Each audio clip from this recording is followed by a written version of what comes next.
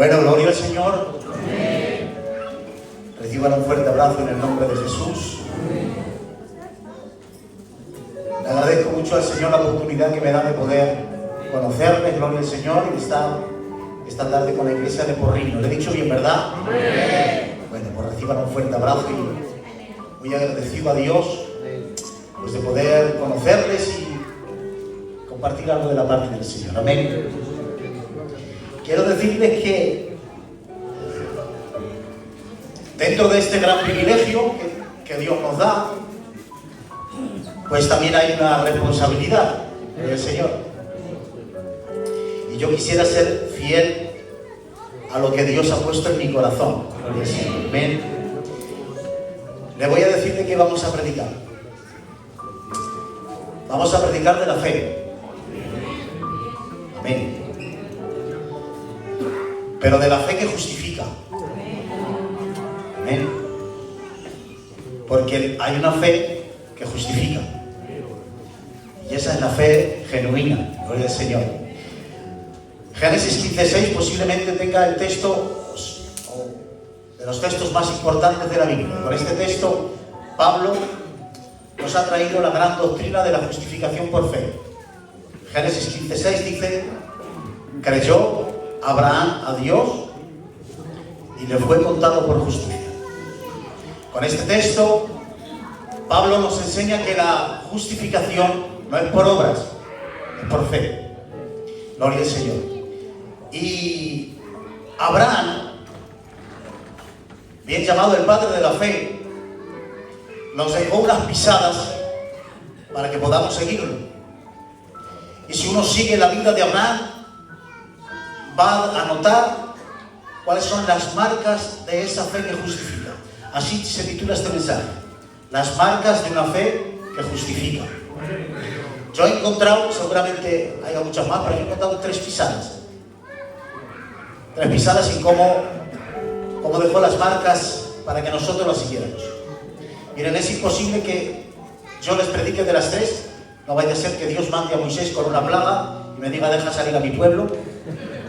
¿De acuerdo? Así que yo me voy a ir a la parte final. El bosquejo sería cuando Dios le dice en Génesis 12, Dios aparece a Abraham y le dice esto: sal de tu tierra, de tu parentela y de la casa de tu padre. En este texto están las 3 pisadas que Abraham nos dejó para mostrarnos cuál es esa fe genuina que justifica, sobre todo para mirarnos por dentro, ¿de acuerdo? Pablo dice: examinaos en la fe, examinaos. Así que lo que vamos a hacer esta tarde, si les parece a ustedes bien, es examinar nuestra fe. ¿Corremos ese riesgo? Amén. Me voy a saltar las 2 primeras partes. Cuando Dios le dice: vete de tu tierra, le está diciendo: sal de Ur de los Caldeos. Ur de los Caldeos es una tierra acomodada. Abraham no es un mangante, para que ustedes me entiendan. Abraham está bien posicionado económicamente, es un hombre adinerado. Ur de los Caldeos es una ciudad próspera. Cuando Dios le dice: sal de ahí, no fue fácil. Dejar un sitio cómodo para salir a donde Dios te llama. No es cuando Dios te dice: deja algo malo para que vengas a algo bueno. No es cuando Dios te dice: deja ese vicio que te está matando, que te... No. Es cuando Dios te dice: deja eso aparentemente bueno por otra cosa que yo te voy a mandar. Como cuando le dijo Jesús al joven rico: vende todo lo que tienes, renuncia. Pero ¿renuncio a qué? A tus riquezas, no a tus pobrezas. Cuando Dios viene pidiéndote que dejes algo que en sí mismo no es pecado, pero está estorbando para tu crecimiento. Pero si no es pecado, ¿pero por qué lo voy a dejar si no es pecado? Porque el Señor te dice que dejes eso que te está estorbando. Cuando no dejas un vicio, cuando dejas un negocio que te está estorbando. Cuando hay algo que es malo.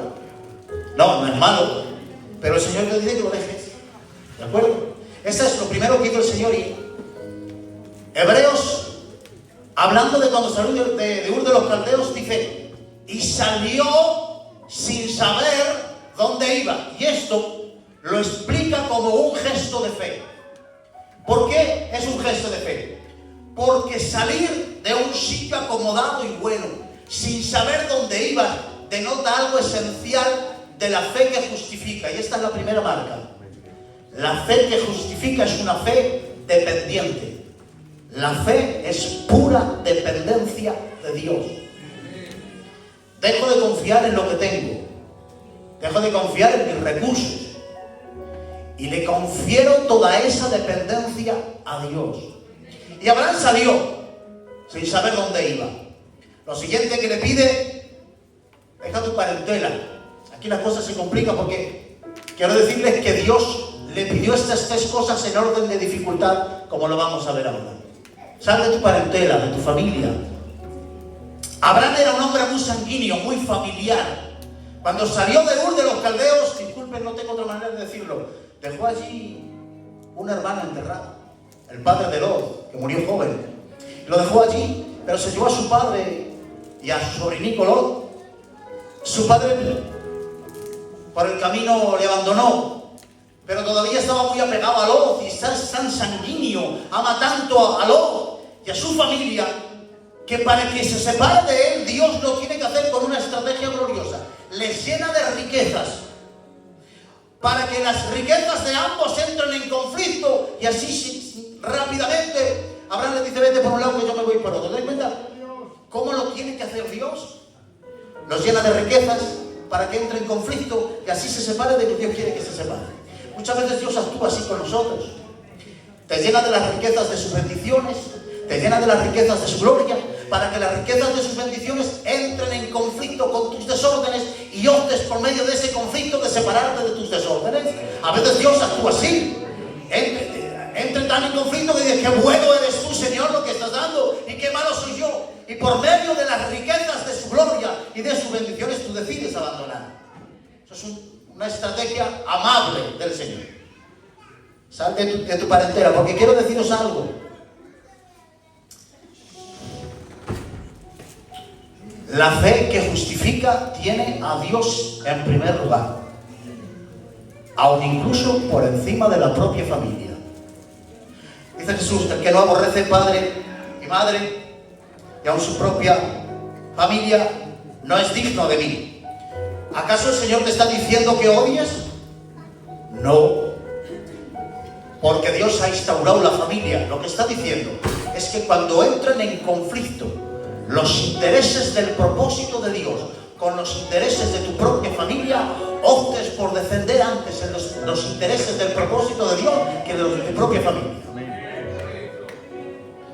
Están en Getsemaní y vienen a buscarle, y Pedro saca su espada porque quiere defender a Jesús, y Jesús le dice a Pedro: Pedro, guarda tu espada, y le censura, pero luego se pone delante de él y dice: dejad que se vayan estos. Defendió lo suyo, pero no consintió en sus violencias, porque es lícito defender lo nuestro, pero nunca a costa de golpear el plan y el propósito de Dios. Tú puedes defender lo tuyo, pero nunca a expensas de golpear el Evangelio, nunca. Cuando eso suceda, antes tiene que ser el Evangelio. Esa es una marca de la fe que justifica. Amén. Entramos en lo último que yo quería entrar. Deja la casa de tu padre. Pero no has salido ya de Ur de los Caldeos. ¿Qué significa la casa de tu padre? No. La casa de su padre significa: sal, deja todos los principios que has aprendido en la casa de tu padre. Lo que aprendemos en la casa de nuestro padre forja nuestro carácter. Todos nosotros somos lo que hemos aprendido en la casa de nuestro padre. La casa de nuestro padre habla de nuestra educación cultural. La casa de nuestro padre es lo que ha forjado nuestro carácter, nuestro temperamento, nuestra idiosincrasia, todo lo que hemos aprendido ahí, nuestra cultura. Estaba diciendo Dios a Abraham: sal de la cultura con la que te has criado en la casa de tu padre. Sal. Por eso Dios se lo pidió lo último, porque era más difícil salir de la cultura con la que se crió que dejar a su propia familia, porque la cultura está entretejida en la esencia. Nada está más arraigado a nosotros que la cultura, nada. La historia de los pueblos marca su cultura y cada pueblo tiene su historia y su propia cultura. Y el pueblo con más historia es el pueblo con más cultura. Y aún más, cada cultura edifica su propio Dios. ¿Os dais cuenta? Fijaros como Dios, que conoce a Israel, a su pueblo, le dice y les advierte: no os hagáis de mí, porque sabe Dios que su pueblo va a querer hacer algo de él. Y cuando alguien, pueblo, nación o persona se empeña a hacer algo de Dios, termina haciendo algo que no es el propio Dios. No os hagáis de mí es cultura, porque cada cultura hace de Dios una escultura. Amén. ¿Por qué creen ustedes que Israel levantó ese becerro? ¿De dónde les viene esto? De Egipto, hermanos. Israel había visto cómo en Egipto se adoraban tantos becerros, y tantos becerros que lo tenían gustado 400 años, viendo cómo en Egipto se adoraban becerros. ¿Qué hicieron? Cogieron las joyas, el oro, lo bueno que tenían, lo más preciado, lo más valioso, lo unieron a ese concepto que tenían de un Dios, y salió un becerro. ¿Se dan cuenta lo peligroso que es mezclar ideales de valor unidas con un concepto deformado? Mirad lo que salió, un becerro. Corremos el peligro de, cuando culturizamos nuestro evangelio, la mezcla puede ser desastrosa, muy desastrosa. Culturizar la fe, adornándolo de ideales, puede tener un resultado muy peligroso, hermanos, extremadamente peligroso. Cuando Lázaro murió, le llenaron de vendas, porque había una costumbre que aquel que moría lo tenían que embadurnar de vendas y de perfumes. Era tradición, era costumbre. Cuando Lázaro resucita, Jesús le dice: Lázaro, sal fuera. ¿Resucitó Lázaro? Sí, pero con las viejas vendas. Este evangelio es el de Dios. Lo voy a repetir. Este evangelio es el de Dios. Es el evangelio del verdadero. No nos ha engañado nadie. Hemos creído en Dios con toda nuestra alma. Amén. Creemos que este es el evangelio de Cristo. Amén. Pero también es cierto que hay viejas vendas culturales que nos tienen atados de pies y manos y que todavía no nos dejan vivir el evangelio con plena libertad. También es cierto eso. También es cierto. Pablo le dice a los Gálatas: ¿por qué? Como que Pablo no se lo explica. Pero ¿por qué os sometéis a preceptos tales como no gustes ni toques? Dice: cosas que tienen cierta apariencia de piedad. Tienen apariencia de piedad por el duro trato que tienen con el cuerpo, pero que no tienen ningún valor espiritual. Un evangelio culturizado tiene apariencia de piedad. Sabe prohibir, sabe castigar, pero no puede regenerar a nadie. Más, cuando un evangelio culturizado lo que toca lo estropea. Dirá: este muchacho lo que ha venido a decirnos hoy aquí.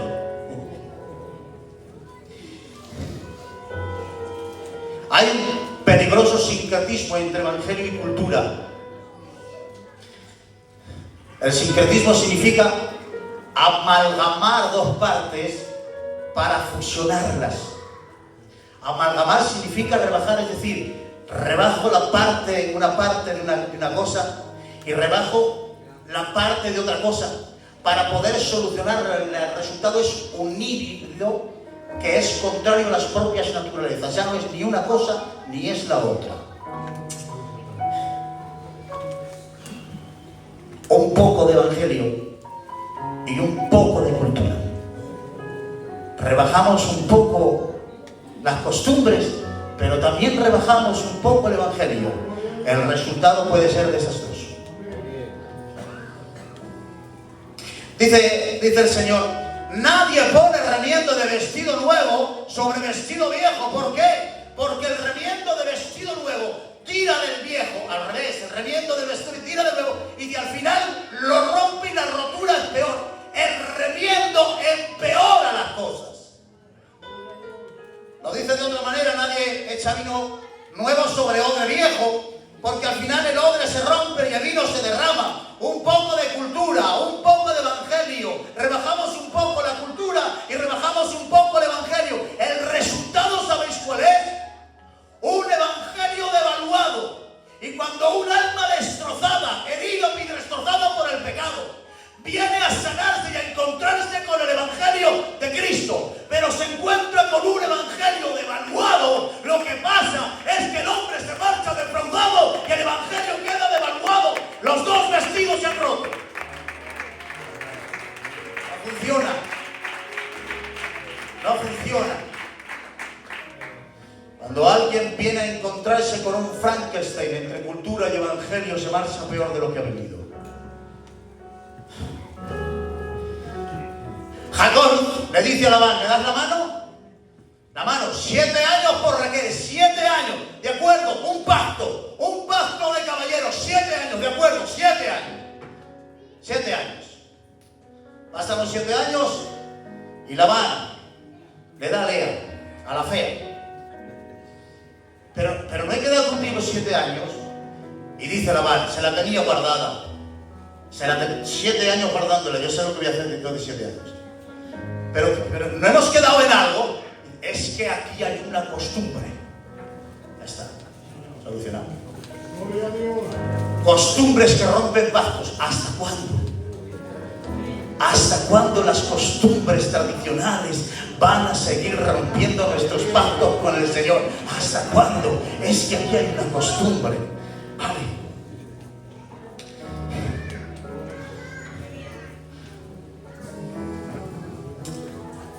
Labán razonó sus trampas. Es que aquí hay una costumbre. No te estoy haciendo trampa. Si me estás haciendo trampa, pero es una costumbre. Porque la cultura tiene costumbres y razones. La fe tiene propósitos. Lo voy a repetir. La fe tiene razones, costumbres y razones. La fe tiene propósitos.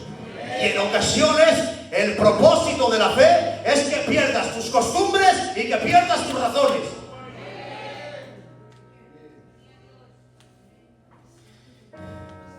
Pero ¿sabéis qué hizo Jacob? 7 años más. Y Jacob lo hizo así. Pero si te ha hecho trampas, ya. ¿Y por qué lo hace así? Dice: de tanto que la amaba. Porque la manera de luchar contra la costumbre no es a golpes. Es vencerlo saltándolo, superándolo con excelencia. Hermanos, esto no se arregla a golpes. Esto no se arregla a golpes. El evangelio se sana con evangelio. Porque la fe no vive de derechos. Jacob podría decir: es que tú me has dado una palabra y la fe no vive de derechos, vive de propósitos. La costumbre de la cultura tiene razones, pero el evangelio lo salta con excelencia. No se trata de golpear esa costumbre que es contra el evangelio. Se trata de que cada vez te sometas más a Dios, de que cada vez quieras obedecer más a Dios. Nuestra mayor dificultad es esa, hermanos. Yo sé que no traigo quizá un mensaje para decir mucho amén, pero mirad, la casa del padre de Abraham, ¿sabes en qué se simboliza en la vida de Abraham? ¿Cuál es la casa de su padre? Ismael.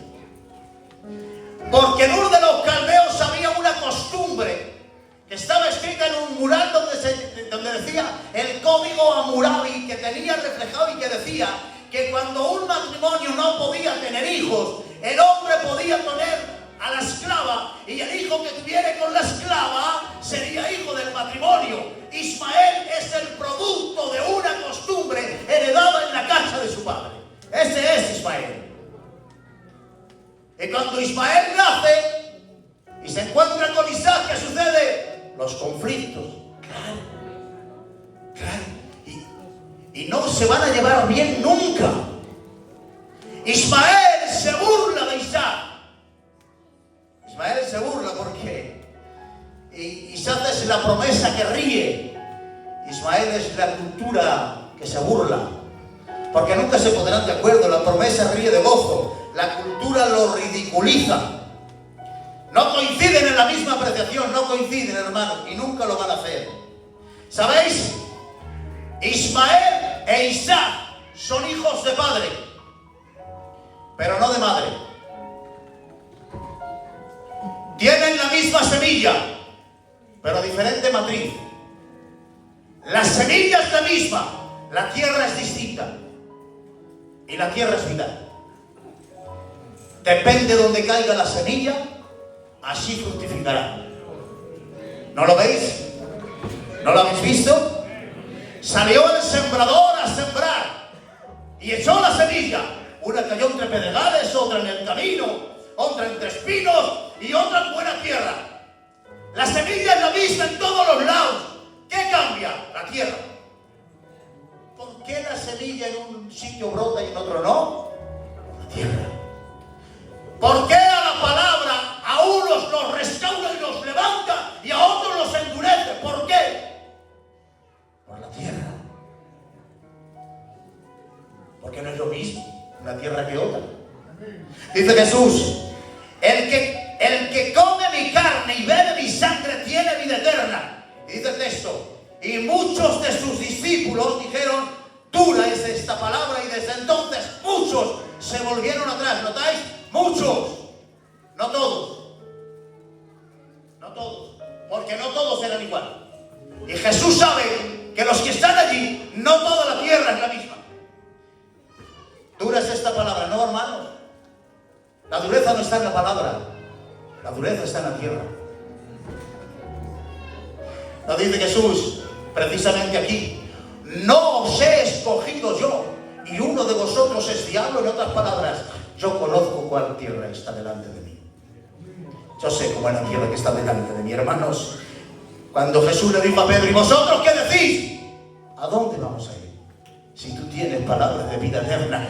Cuando la tierra es buena, da igual lo cruda o lo dura que sea la palabra. La tierra buena recibe lo que venga de Dios, venga como venga, o sea como sea.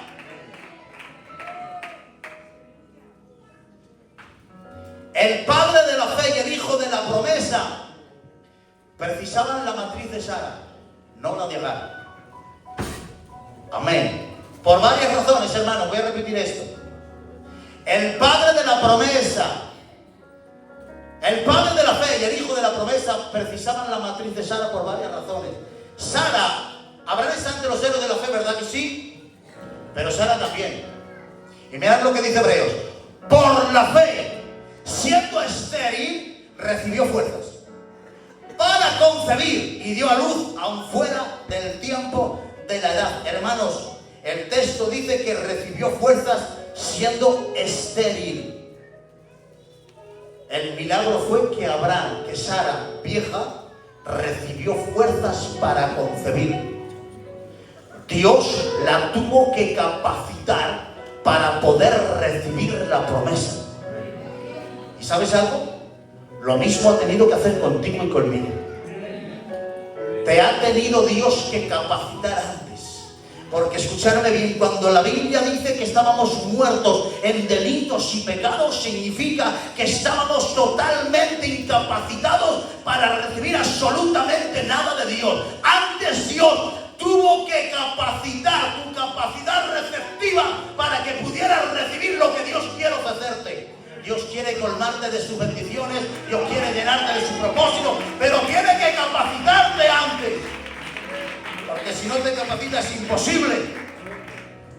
Es por eso que antes de la santificación progresiva, en la que requiere tu cooperación, antes de todo eso, tiene que haber una obra soberana llamada regeneración para poder prepararte para recibir todo lo que Dios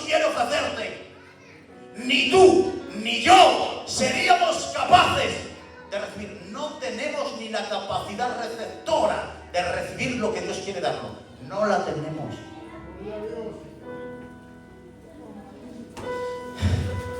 La condición estéril de Sara revela un aspecto fundamental de la fe. ¿Sabéis cuál es? Gracia. Por eso el padre de la fe y el hijo de la promesa no necesitaban la virtud de la matriz de Agar. ¿No veis que rápidamente surgió la soberbia? Hermanos, a veces la virtud se convierte en un estorbo. ¿Por qué no llegan los planes de Dios para ti? ¿Por qué no llegan los propósitos de Dios para ti? Porque todavía te atribuyes demasiada virtud. Todavía, mirar, cuando Dios llamó a Abraham tenía 75 años y Sara tenía 65. Si llega a darle un hijo ya hubiese sido un milagro. Pero dice el Señor, todavía voy a esperar 25 años más. Porque con 75 años Abraham todavía tiene las fuerzas para enfrentarse a reyes y rescatarlos. Abraham, todavía tienes mucha fuerza. Tengo que esperar a que te debilites, para que no te atribuyas mérito. Hermanos, Abraham todavía tenía muchas fuerzas. Gedeón, sales en batalla, sois muchos. No vaya a ser que en la victoria te lleves tú los aplausos y las virtudes. Tengo que mermar tu capacidad. Tengo que doblegar tus fuerzas para que no te atribuyas mérito. ¿Sabéis que cuando Moisés subió a la montaña, dice que Dios le dijo, métete en esa hendidura de la peña mientras mi gloria pasa por encima? La hendidura de la peña se usaban para varias cosas. Una, para esconder a los que morían. Otra, se utilizaba para esconderse los que iban a lamentarse. La hendidura de la peña es un lugar frustrante, oscuro, negativo. Pero mientras Moisés está metido en esa hendidura de la peña, la gloria de Dios está surcando los cielos. Así tiene que actuar Dios con nosotros. ¿Sabéis qué pasó seguidamente? Que Moisés desciende y resplandece, pero él ni lo sabe. Y le dicen, Moisés, que estás resplandeciendo. Ni lo sabía. ¿Sabéis lo que consigue la gloria de Dios mientras te mete aquí en un fracaso? Que resplandezca sin vanidad, que pueda utilizarte sin que tú te lo creas, que pueda usarte sin que te lleves tú la gloria, que sepas que si algo podemos hacer es porque la gracia de Dios nos está asistiendo, si no sería imposible.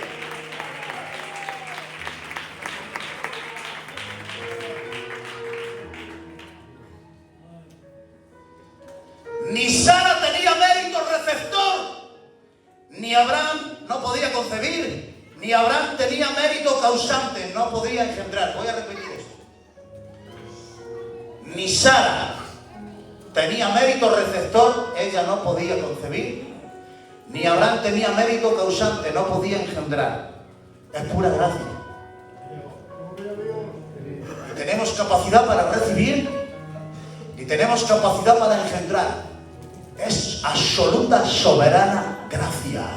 Mirad, cuando Pablo utiliza y está hablando de la justificación por medio de la fe, pone como ejemplo a Abraham y al rey David. Y Abraham dice que fue justificado por la fe antes de la circuncisión, y añadiría algo más, y antes de que pusiera a Isaac en el altar. Qué obra tan grandiosa la de Abraham, ¿verdad? Pues fue justificado por la fe antes de la gran obra de poner a Isaac en el altar. Pero cuando pone a David, el salmo que cita, David ya había asesinado y adulterado. La justificación por fe es antes de la obra meritoria de poner a Isaac en el altar y después del fracaso y el pecado de David. Ni es mérito de Abraham, ni es de mérito de David. Es gracia y absolutamente pura gracia.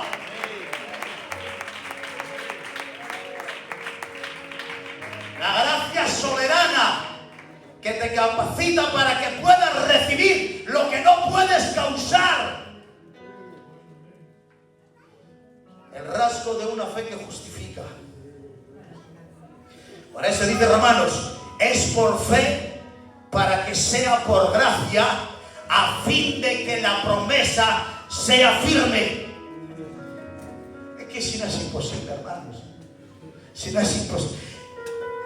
La promesa de Dios para nosotros es más grande que nosotros.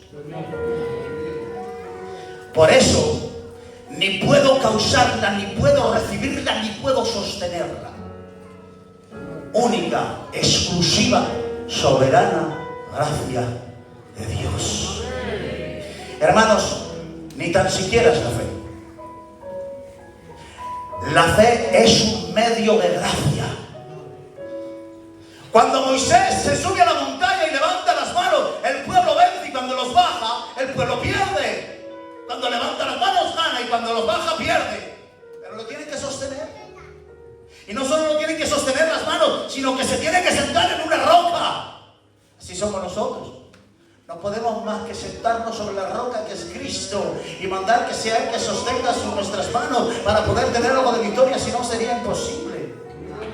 Hebreos dice: por la fe, siendo estéril, recibió fuerzas para concebir y para dar a luz. Es que necesitas fuerzas para concebir, pero también para dar a luz, porque concebimos muchas cosas, pero se abortan muchas todavía. Nos emocionamos mucho de muchos propósitos que nunca llegan a ver la luz. Mañana empiezo. Nos embarazamos de propósitos grandiosos. De aquí a nada ya voy a empezar. Y nos emocionamos, y al final todos esos sueños se quedan en nada porque no tenemos ni la capacidad para dar a luz. Por eso tiene que ser el Señor. Dice la palabra del Señor. ¿Y por qué concibió Sara? Porque creyó que era fiel quien había prometido. Es decir, el texto no dice que Sara concibió porque creyó que Dios era todopoderoso. No, porque creyó que Dios era fiel. Sara aprendió a confiar en el carácter de Dios. Él es fiel, lo hará. Porque fe no es solo creencia, es confianza. Porque se puede creer en Dios y desconfiar de Él al mismo tiempo. ¿Y cómo es esto? Mirad lo que dice Hebreos 3. Los que vieron mi gloria, hablando de Israel, no entrarán en Canaán. ¿Por qué? Por las murmuraciones, por la desconfianza. Y añade Dios: vieron mi gloria, pero no conocieron mis caminos. Cada vez que la Biblia habla de caminos, es un sinónimo de carácter. Vieron lo que hacía, pero no conocían quién era.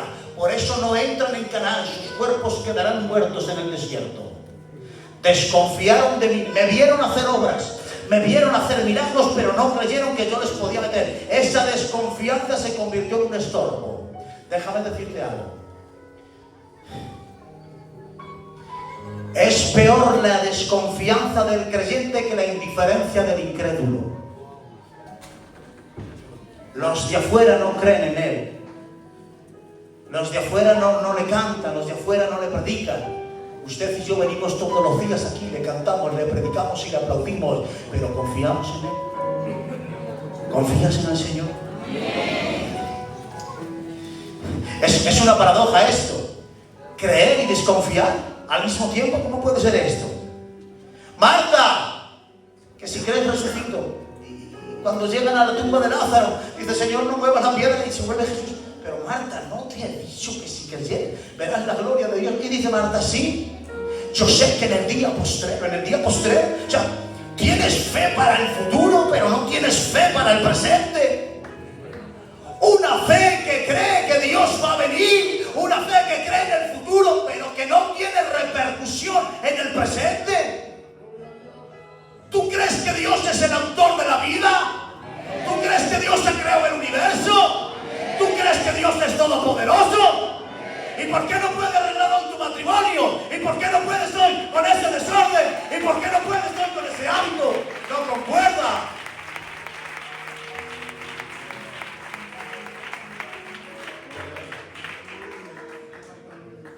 ¿Sabes qué es lo que hizo Sara?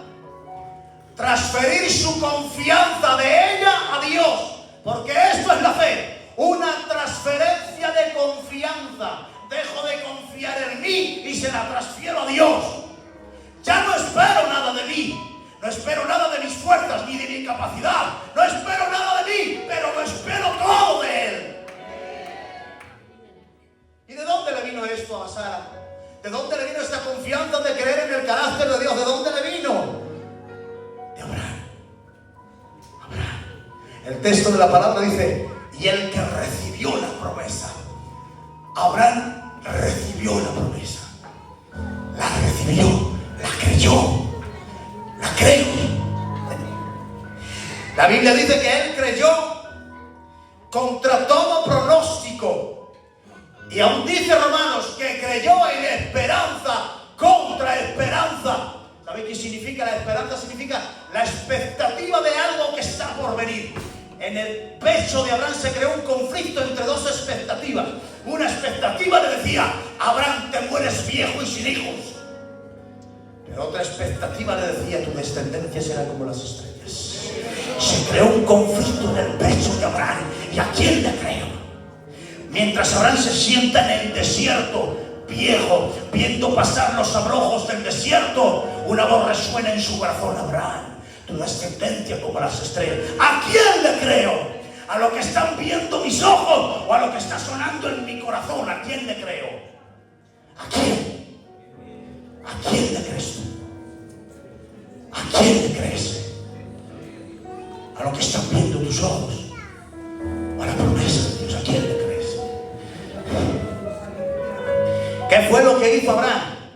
Creer la expectativa de la fe. Y dice: y no se debilitó en la fe al considerar su propio cuerpo.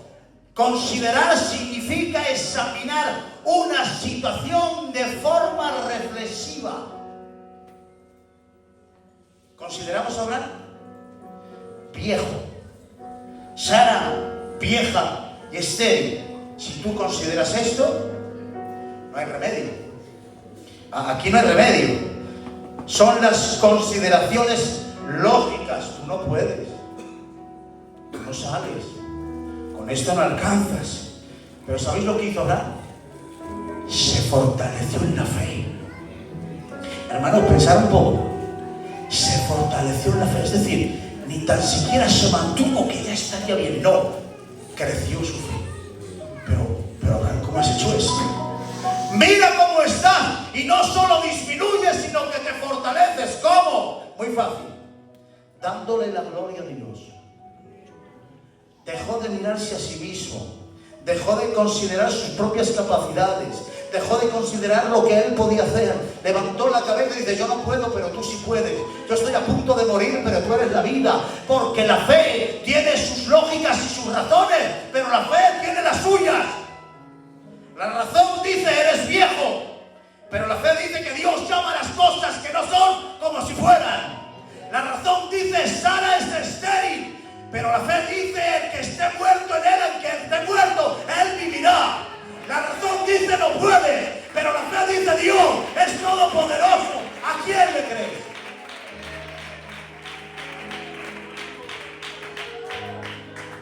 Hermanos, por eso cuando le pidió a Isaac, dice que lo ofreció, porque pensaba que era capaz de resucitarlo. Le dijo, después de una victoria tan grande, le dice: Abraham, no temas, que yo soy tu escudo. Acaba de tener una victoria impresionante, pero Dios ve que está desanimado y le sale fuera. Sale fuera y dice: mira al cielo. Se queda mirando al cielo. Y Dios le ilustra la promesa con un cielo estrellado. Así será tu descendencia. Abraham, mira, levanta la cabeza, observa. Y Abraham mirando. Hermanos, ese cielo estrellado, ¿qué está expresando? ¿De qué descendencia está hablando? De la descendencia de los redimidos a través de la simiente de Abraham, que es Cristo. Mira, Abraham, cuenta las estrellas si puedes. En otras palabras, no puedes contarlas. Cuando Abraham levantó la cabeza y vio que el cielo estrellado, millares y millones de estrellas, en medio de esas estrellas estabas tú. Y estabas tú. Pero Abraham no pudo contarte.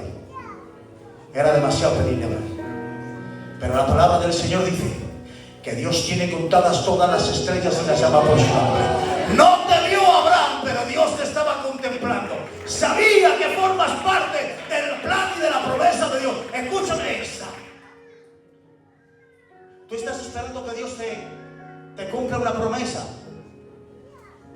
Tú no tienes una promesa. Tú eres una promesa. No tienes que vivir esperando nada. ¿Por qué? Porque tú mismo, tu propia vida es una promesa cumplida de Dios. ¿Qué te crees que estás haciendo aquí? ¿Por qué estás hoy escuchando la palabra de Dios? ¿Por qué vienes todos los días a levantar la mano? Porque Dios es fiel a su promesa. Por eso no estás aquí hoy. Porque Dios es fiel para cumplir lo que promete. Y claro, Abraham la recibió. Dios engendró en Abraham a Isaac. Y Isaac, antes de engendrarle a Sara, y Abraham, antes de engendrarle a Sara, Isaac le engendró la confianza en Dios. Porque no se pueden engendrar promesas sin una fe que confía. Yo me imagino sus conversaciones. Le diría a Sara: Abraham, nos morimos. Y nos morimos sin descendencia. Y Abraham decía: no, Sara, Dios me ha prometido que nuestra descendencia será como las estrellas. Y Él es el Dios que ha creado los cielos y la tierra. En Él no hay sombra de variación. Él cumple lo que prometa. No es hombre para que mienta, ni hijo de hombre para que se arrepienta. Si sostiene el universo, no nos dará un hijo. Siempre empezó a predicar. Abraham le predicó a Sara. La matriz vieja de Sara se renovó, escuchando en boca de Abraham la promesa que Dios le hizo. Es el poder de la palabra de Dios cuando se escucha con fe. Que vienes hoy y parece que no pasa nada, pero escucha la palabra de Dios y algo dentro de ti se va renovando. Vienes otro día y parece que no pasa nada, pero escucha la palabra de Dios. Y la palabra de Dios que entra en tu vientre y en tus entrañas comienza a regenerarte y a regenerarte y a renovarte. Porque el poder de la palabra, para quien lo escuche y la recibe, tiene la capacidad de renovar matrices viejas. Matrices viejas que han dicho: ya no concibo nada nuevo. Matrices viejas que han perdido la expectativa de que Dios haga algo nuevo contigo. Que crees que Dios ya no puede hacer nada nuevo contigo. Mujer de Surén, le dice a Eliseo: ¿necesitas algo? Dice: no, yo estoy bien. ¿Cómo que estás bien? Estás casada y no tienes hijos y estás bien. Estás bien. Hace tiempo que la vida de Dios no fluye dentro de ti y estás bien. Vienes a culto todos los días, pero la palabra rebota en tu corazón y estás bien. No hay nada nuevo en tu vida y estás bien. ¿Cómo que estás bien? Te has acostumbrado a estar mal, que no es lo mismo.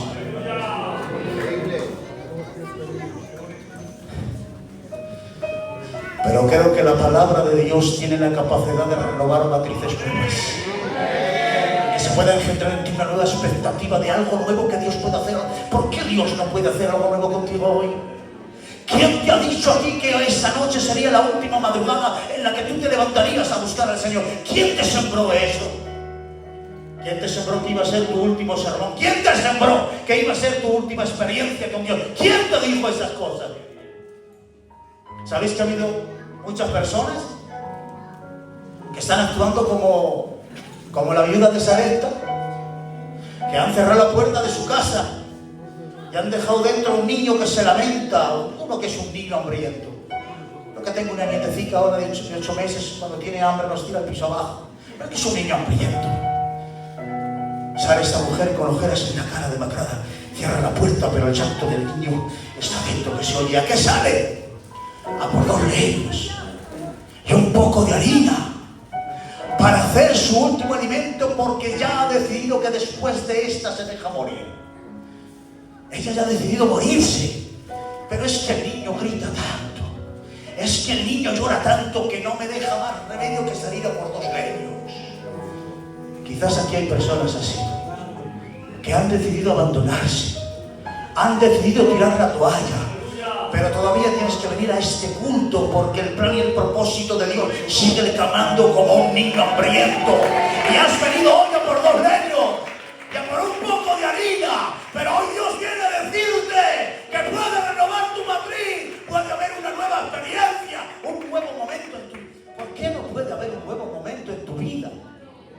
¿Por qué no? Todo lo que Dios tenía para ti ya lo ha cumplido y te están sobrando unos años, ya. Te están sobrando unos años. Hoy Dios puede hacer algo nuevo contigo. ¿Sabéis cuál es? Dejadme terminar con esto. ¿Sabéis que dice el texto? Y el que recibió la promesa ofreció a Isaac. Claro. ¿Por qué ofreces a Isaac? Porque he recibido la promesa. Conforme creo, así ofrezco. Las ofrendas revelan lo que crees. Dime cuánto ofrendas y te diré lo que crees. ¿Sabes por qué no oras más? Porque no crees en la oración. Si creyeras más en la santificación, te santificarías más. Si creyeras más en los resultados de la oración, orarías más. ¿Por qué ofreces tan poco? Porque estás dudando. Y al que recibió la promesa ofreció a Isaac. Escúcheme bien esto. Dice la palabra del Señor que el que se acerque a Dios crea primero que lo haya y después que es galardonador de los que le buscan. La fe que justifica tiene una expectativa de algo que Dios tiene para él. No puede ser, hermano, que tú te acerques a Dios sin una expectativa de nada. ¿Te acercas a Dios pero no crees que Dios pueda hacer algo contigo? No, es que yo vengo y yo sirvo a Dios no por lo que me da, sino por lo que es. Os digo que es esto. Esto es una fe heroica que se atribuye méritos. Tú vienes a Dios porque lo necesitas. Es que cuando Dios creó al hombre, lo creó con una necesidad. Porque el propósito ideal de Dios es el hombre crearlo con una necesidad para ser el que se lo sustenta. Es que Dios quiere que sea así. Cuando el pródigo dijo, en la casa de mi padre hay pan. ¡Qué egoísta! No. La fe genuina tiene la virtud de descubrir tus necesidades y mostrarte un Dios compasivo y misericordioso que tiene la inclinación natural de querer suplir esa necesidad. No puedes venir a Dios, no, yo solo por lo que es, aunque no me dé. No, tú no necesitas a Dios por lo que tiene.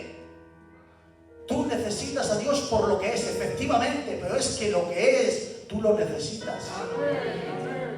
No te atribuyes una fe heroica, no. Necesitas a Dios más de lo que entiendes.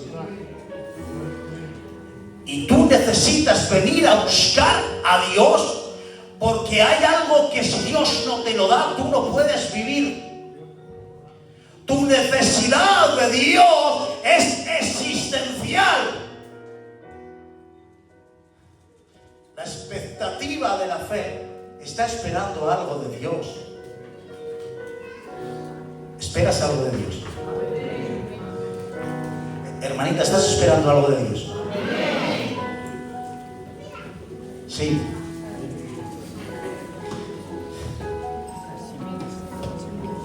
Dice, y los héroes de la fe dejaron la tierra que había abandonado. ¿Y de por qué?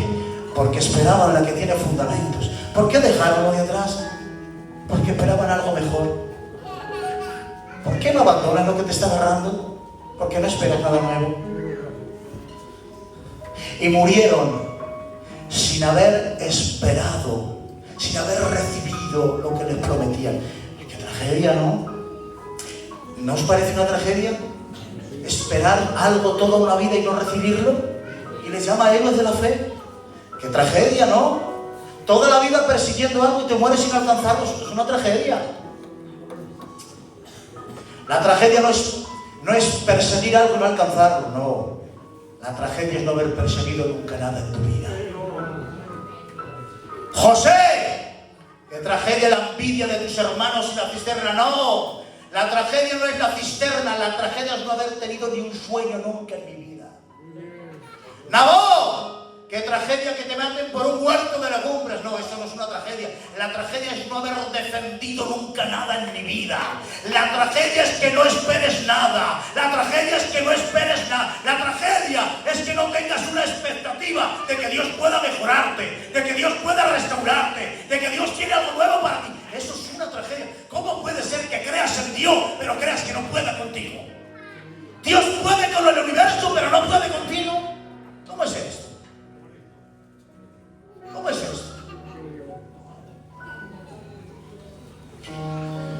Pedro dice, los cielos y los elementos caerán a tierra, pero nosotros esperamos cielos nuevos y tierra nueva. El mundo solo espera caos y destrucción.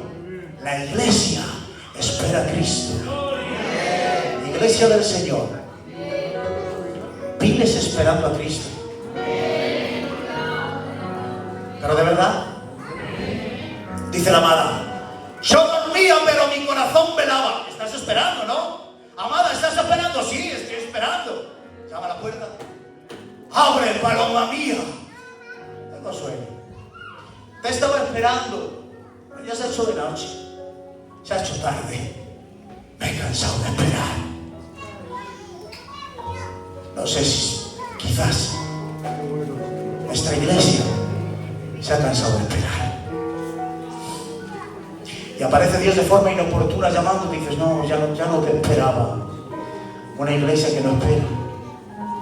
Una vida que no espera. Que ya no puede hacer nada nuevo contigo. ¿Crees que Dios ya no puede hacer nada? ¿Te conformas con lo que estás viviendo? ¿Crees que estás bien como estás? ¿No esperas nada nuevo del Señor? Pues entonces esa fe tiene que ser examinada. Esa fe tiene que ser examinada, hermanos. Dejadme terminar con esto, hermanos. Las marcas de una fe que justifica no se cansa de esperar. Porque aunque Dios te haya dado algo nuevo, todavía no te lo ha dado todo. Y termino con este texto. El que espera esta promesa, a sí mismo se santifica. ¿Me estás esperando? ¿Te estás santificando? Si no hay una santificación en el presente, es una señal de que no le estás esperando. La espera no es pasiva. ¿Sabéis qué sucede con nosotros, hermanos? No.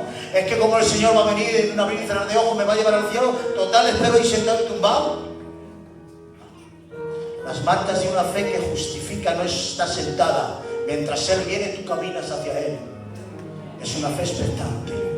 Así que te quiero dejar con esta palabra. Esto es lo que traía esta tarde para ustedes. Necesitamos examinar nuestra fe. Si tú crees que Dios ya no puede hacer nada nuevo contigo, esa fe está muy debilitada. Y necesitas fortalecerte en la fe porque Dios quiere hacer algo nuevo contigo. ¿Cuántos quieren? ¿Cuántos desean lo que Dios tiene para ti? Puedes cerrar tus ojos un instante. Cierra tus ojos un momento. Cierra tus ojos. ¿Qué te parece si le pedimos al Señor que renueve hoy tu fe? Que fortalezca hoy tu fe. Hoy Dios puede hacer algo nuevo contigo. Hoy Dios quiere hacer algo en el ministerio. Renuévate otra vez. Siervo del Señor, renuévate otra vez. Hermana intercesora, renuévate otra vez en el Señor. Ay Dios, hoy Dios quiere hacer algo nuevo contigo. ¿Por qué no? ¿Por qué no puedes recuperarte y renovar tus fuerzas hoy en el Señor? Espera algo del Señor. Él viene del camino. Él viene del camino. Seguimos orando, por favor. Si podéis coger una alabanza, podemos coger una alabanza al Señor. ¿Te quieres poner un momento de pie conmigo? Solo un instante. De pie conmigo, por favor. ¿Por qué no levantas tus manos al cielo y le dices, Señor, te estoy esperando?